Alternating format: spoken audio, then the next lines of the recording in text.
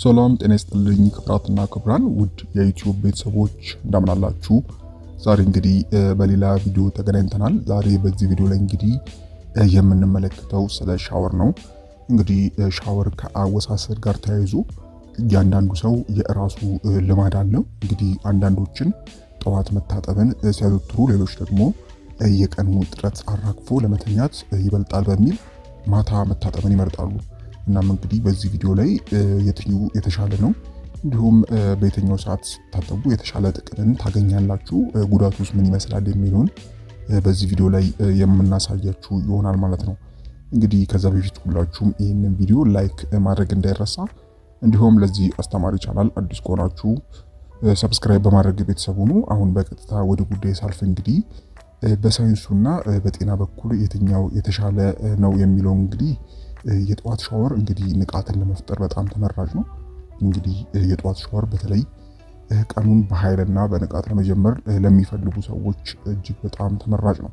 እናም እንግዲህ ከዚህ ጋር ተያይዞ ማወቅ ያለባችሁ ጉዳይ በጠዋት ሻወር መውሰድ ከቡና የበለጠ የሚያነቃችሁ ይሆናል ማለት ነው። እንግዲህ ለብ ያለ ወይም ደግሞ ቀዝቀዝ ያለ ውሃ የደም ዝውውርን በመጨመር እንቅልፍን አራግፎ ለመነሳት ይረዳል ማለት ነው። ይህም እንግዲህ ከቡና በተሻለ ነቃ እንድትሉ ያደርጋል ማለት ነው። ሌላው እንግዲህ የሌሊት ላባችሁን የሚያስወግድ ይሆናል። እንግዲህ እንደሚታወቀው በእንቅልፍ ልብ ሳለን በመተንፈስና በቆዳ አማካኝነት እስከ 1 ሊትር የሚደርስ ፈሳሽ ልናጣ እንዲሁም ሊያልበን ይችላል። ይህም እንግዲህ የጠዋት ሻወር ይህንን ያጸዳል ማለት ነው። ስለዚህ ከላብ ጋር ተያይዞ እንግዲህ የማታ ላብን በማስወገድ እንግዲህ ይሄ ተመራጭ ይሆናል ማለት ነው የጠዋት።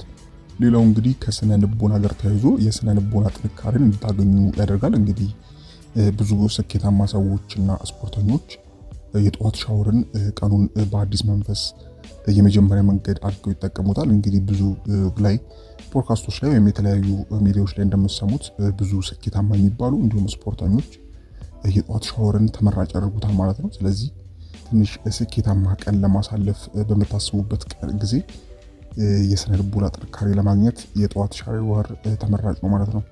ሌላው እንግዲህ ከቆዳ ጋር ተያይዞ ለወዛማና ለብጉር ለተጋለጠ ቆዳ በጠዋት ሻወር መውሰድ ተመራጭ ነው። እንግዲህ ሌሊት የተጠራቀመውን የቆዳ ዘይትና ቅባት አጥቦ ለማውጣት ይጠቅማል ማለት ነው።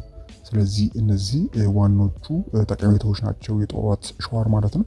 እንግዲህ ከቡና የበለጠ ነቃ እንድትሉ ማድረጉ፣ የሌሊት ላብን ማስወገዱ፣ የስነ ልቦና ጥንካሬ መስጠቱና ወዝና ብጉር ላይ ለተጋለጠ ቆዳ መጥቀሙ በጣም ተመራጭ አድርጓል ማለት ነው። አሁን እንግዲህ ደግሞ እስቲ የማታ ሻወርን ስንመለከት እንግዲህ የማታ ሻወር ዋና ጠቀሜታው እንግዲህ እረፍት ነው። እንግዲህ ለእረፍትና ለሌሎች ተጨማሪ ጤናዎች ጠቀሜታን ይሰጣል።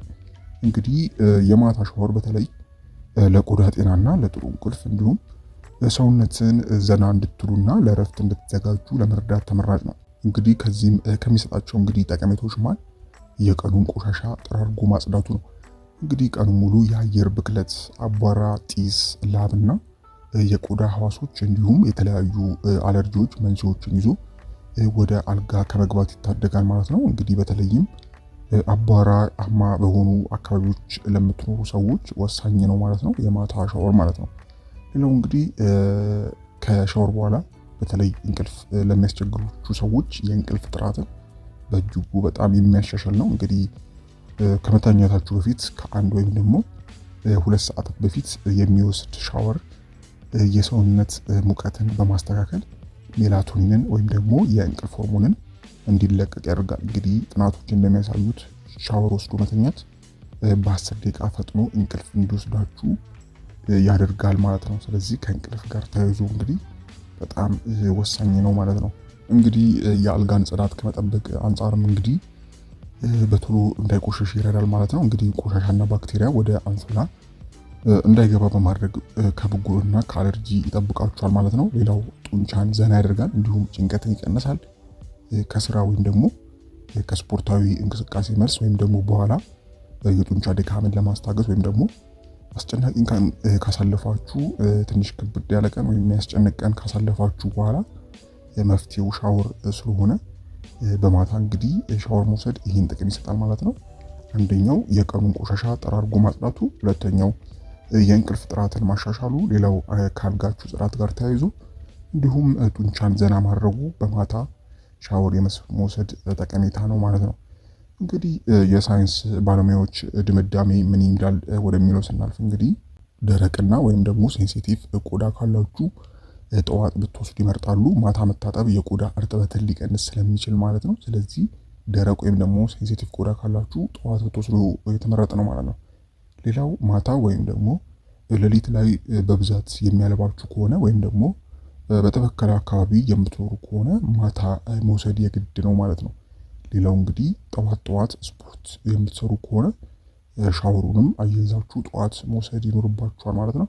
ሌላው እንግዲህ የእንቅልፍ ችግር ካለባችሁ ወይም ደግሞ ጥሩ እንቅልፍ መተኛት ከፈለጋችሁ እንግዲህ ማታ ላይ መታጠብ ያለ ጥርጥር ይመረጣል ማለት ነው። ስለዚህ የግድ አንዱ ብቻ መምረጥ አይጠበቅባችሁም። ብዙ የቆዳ ሐኪሞች እንደሚሉት ጠዋት ለንቃት ፊትንና ብብትን በቀላሉ መታጠብ ይቻላል። ማታ ደግሞ በደንብ ገላን ታጥቦ መተኛት የተሻለ አማራጭ ነው ማለት ነው። ስለዚህም እናንተም ከሁኔታችሁ ጋር የሚስማማውን መርጣችሁ መከተል የምትችሉ ይሆናል ማለት ነው። በተለይ እንግዲህ እንቅልፍ ለሚፈልጉ ሰዎች እንግዲህ ይሄ እንቅልፍ ላለባቸውና እንቅልፍ ለሚቸገሩና የማታ ወይም ደግሞ የሌሊት ላብ በብዛት ለሚያስቸግራችሁ ሰዎች ማታ ቢወስዱ ተመራጭ ነው። ከስፖርት ጋር ተያይዞ ጥሩ ቀን ለማሳለፍ ደግሞ ጠዋት ተመራጭ ናቸው ማለት ነው። ስለዚህ የቀኑ ውላችሁ ምን እንደሚመስል ይወሰናል ማለት ነው። ስለዚህ ከላይ የነገርኳችሁን መረጃ መሰረት በማድረግ እንግዲህ የሻወር አወሳሰዳችሁን ፕሮግራም ማውጣት የምትችሉ ይሆናል ማለት ነው። እንግዲህ ውድ ቤተሰቦች ለዛሬ ይሄ ነበረ። አይሆፕ በዚህ ቪዲዮ ላይ ጠቃሚ መረጃ እንዳገኛችሁበት፣ ሀሳብ አስተያየት፣ እንዲሁም ጥያቄ ካላችሁ በታች በኮሜንት ማስፈሪያው ላይ ማስቀመጥ የምትችሉ ይሆናል ማለት ነው። እስከ ቪዲዮ ፍጻሜ አብራችሁን ስለነበራችሁ እጅግ በጣም አመሰግናለሁ። ፈጣሪ ያክብርልኝ። በቀጣይ በሌሎች ቪዲዮዎች የምንገናኝ ይሆናል። እስከዛው በያላችሁበት ፈጣሪ ሰላሙን ያብዛላችሁ። ደህና ሁኑ። ቻው